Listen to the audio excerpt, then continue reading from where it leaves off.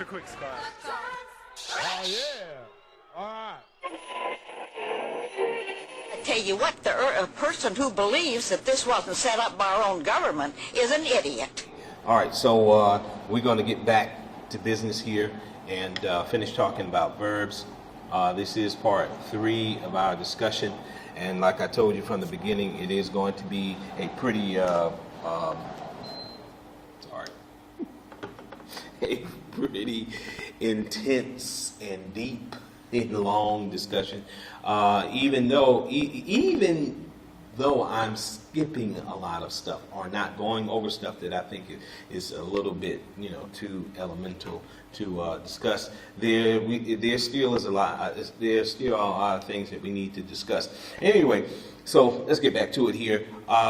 We were talking about the Professor Hayes, Dr. Hayes sentence, and we determined that there was a problem with the verb tenses. Now let's look at this sentence here.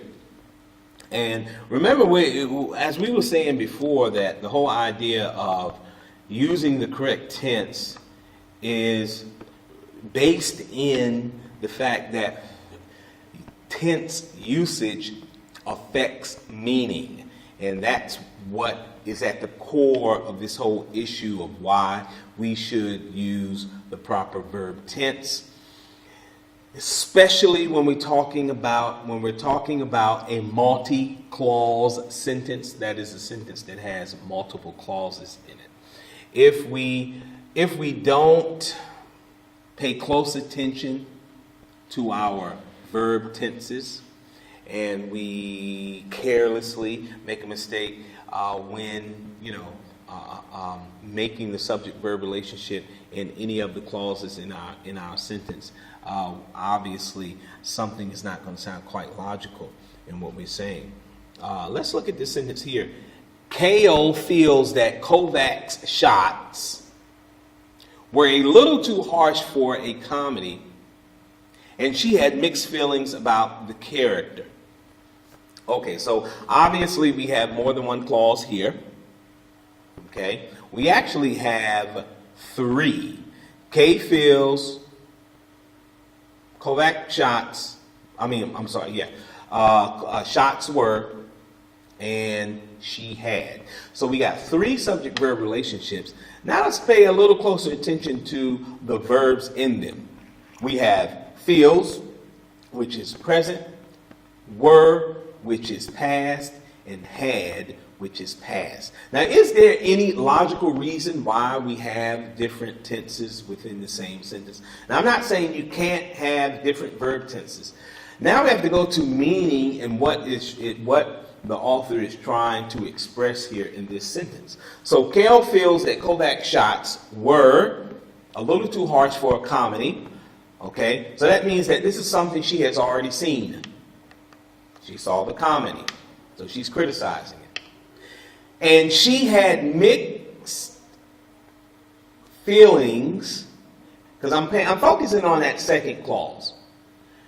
And she had mixed feelings, and now we're into the third clause, about the characters. So the second clause, which really stands out in the sentence, we kind of skip over the first one. The second clause really tells us more about what's going on and the fact that a comedy was watched, whether it was a movie or whatever. And the second clause reconfirms that by letting us know that it is something that happened in the past. But when we go back to the first clause, we notice that there's a problem. Kale feels. Now, depending on the intention of the author, and you probably would have to have more sentences here to make the determination that the shift here was logical, but in its own, okay, on its own, by itself, one sentence, nothing to go on below or above it, meaning sentences below or above, we have to assume that that was not the intention of the author, that the author meant to have the entire sentence talking about something that happened in the past. And if that was the case, of course, then we would have to change either the first word or the last word. we decided to change the first word, but this is only a revision. The first word could be changed, and last words can be kept the same. But the point being is that we have nothing else to go on, so we have to assume that there should be no shift in verb tense here. So thus, we're going to make everything the same, and as we did in our problem sentence here. Now, okay, so let's do this again. Okay, keep it in mind now. Multi-clause sentences are probably going to be the only sentences will be the only sentences that you have to deal with when we're talking about shifting verb tense. And although we're not officially talking about shifting verb tense, but we're talking about problems and tenses, and the only time you're really going to probably have problems with tenses is when there are sentences that have multi-clauses in them. Let's look at this sentence here. Come in. I'm recording a video right now. Yes. I'm recording a video. Oh, sorry. Thank you. Now let's go with the sentence. I found myself slipping into a fantasy world where there are 2 minutes left in the championship game.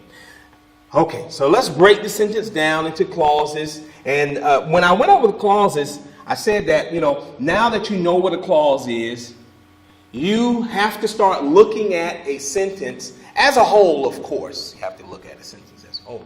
But you also need to look at a sentence in its parts now that you know the parts. You know phrases, you know clauses, especially when we're talking about verb tense, because every clause has a subject-verb relationship, and that verb is probably going to have a tense to it.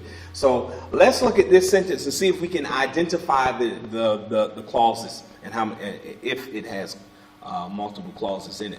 I found, subject-verb relationship, myself slipping into a fantasy world where there's our subject-verb relationship.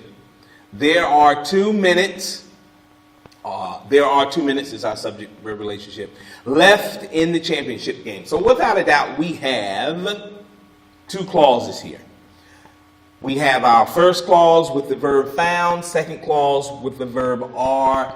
Found is past tense, are is present tense.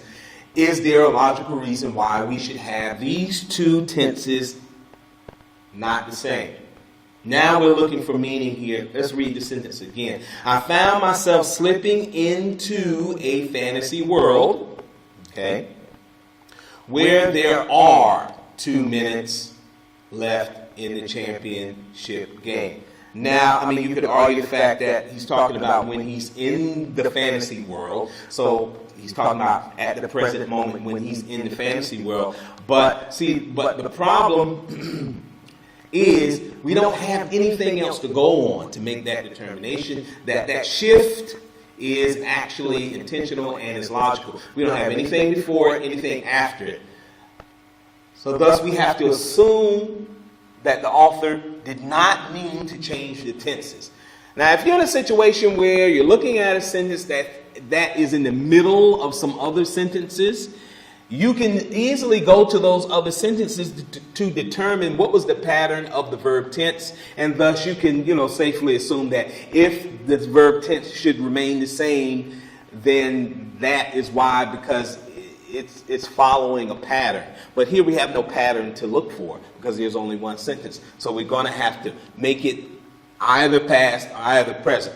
So I think probably what we're going to do here is we're going to make them past, and that just sounds better. However, you can make it present also. This is just a revision, making it past, but you can make it present also. Okay, but the point being that, and you're going to be coming in contact with sentences. And in those sentences, you're going to have to make the determination about the shift in verb tense. And if there's nothing in the sentence that indicates logically that the shift should be made, then you don't have anything else to go on. So you're going to have to, make the tenses the same. Yes, the issue for you is quite simple. you have an SAT problem. In the sentences on the SAT, it's only one sentence. So therefore, you don't have anything to look above and below to determine. So thus, you must make the determination from that sentence as that sentence is.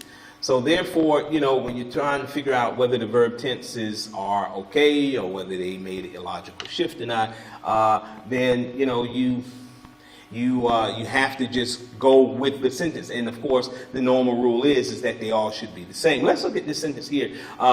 In his novels, Thackeray displayed his consciousness of the world around him, as does Dickens, but he sees the world from an entirely different vantage point. Now, of course, we got displayed, which is past. We have sees and does, which is present. So we have a shift in verb tense. And now we're trying to figure out whether that is logical, because we know that, SAT problems, we have more than one concept that has to be dealt with usually, and it's obvious that the shift in verb tense issue is being dealt with here. So I'm going to let you look at that for a moment. Remember now, we are looking at the meaning now. Now that we have determined that there is a shift, now we're looking at the meaning. If the meaning justifies the shift, then we have to leave it. But also,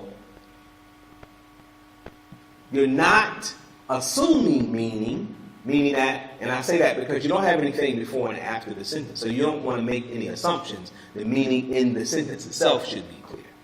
Okay? Yes, if you said E, you are absolutely correct. Well, we knew that we had a past tense, so obviously all of the choices are all verbs we need to go to past tense, and this is the only one that did that. It was quite, quite obvious which choice it was. Really easy choice, but only when you are able, or when you have the knowledge to break down the sentence and then go back and analyze each of the relationships of the subject and verb is it easy. But I think, it was, even without that, I think it was a pretty easy sentence. But what about this one? Okay. The frustrated director held auditions longer than expected because she is unable to find someone who could convincingly portray a character as complex as Dorandella. Well, we start off with held. Okay. Yes. It is past tense. So therefore, why are we saying because she is? And that should have really stuck out in our mind immediately. You should have been able to just hear that from knowing that the verb tenses usually are going to be the same if there's no logical reason. So that was definitely another easy one. Let's do one more just for the road here. Vanderbilt was an early training ground for many great American artists who serve apprenticeships there before going on to successful careers in theater, film, or television. Now let's break the sentence down. We're looking for the various clauses. Vanderbilt was, that's one. Who serve is two. And do we have anything else? No, because going, of course, is not a verb. It is a verbal. Yes. Oh, sorry, we haven't talked about verbals yet. But for those who knew verbals, they need to say verbals. That's good. Okay, all right. So, does the subject and verb in both of these clauses match? Vanderbilt was, who serve? Well, they are both present tense. Yes. So, just by thinking about the verb tense situation, I guess we would assume that the sentence no. So what's wrong here? Vanderbilt was an early training ground for many great American artists. Well, was is past tense. Yes. So it shouldn't be served because it's served is not past tense. Served would be past tense. Okay, so don't let me trick you into saying the wrong thing. I think it was kind of obvious, though, for those who are looking at it from the standpoint of verb tenses. That was a pretty obvious one. We have to hope that all of them are going to be obvious like that. But now that you're able to do some things with the sentence, things are becoming obvious now, whereas in before when we started our journey, I don't think it would have been obvious. Now you're able to break down sentences, you know about clauses, you know about subject-verb relationships, you know about, you already had your knowledge about verbs, and now you're able to apply that. Now you know that the verb tenses in the sentence, they should be the same unless there's a logical reason that they, should change. So now you got a lot of knowledge that you can apply, and you should be able to see things easier now. I mean, easily notice things that probably or may have been a little difficult before. Okay, so we're going to stop here, and we're going to continue. When we come back, we're going to talk about linking verbs, and then we're going to move on to more difficult concepts that we need for our knowledge of English. I know, really boring video. Verbs are boring because we hear about them and we talk about them so much. Hey. All right. This is an Islamic school. We'll talk about tomorrow. That's rolling the hard way. We don't want to roll quite that hard. We want to get one of them little mini buses.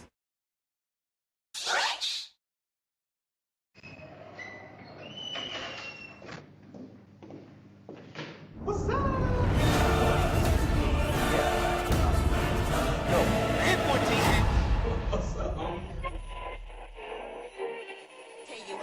A person who believes that this wasn't set up by our own government is an idiot.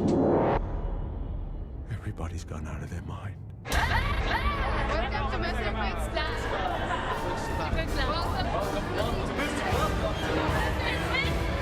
Welcome to Mr. Quick's class. Welcome to Mr. Quick's class.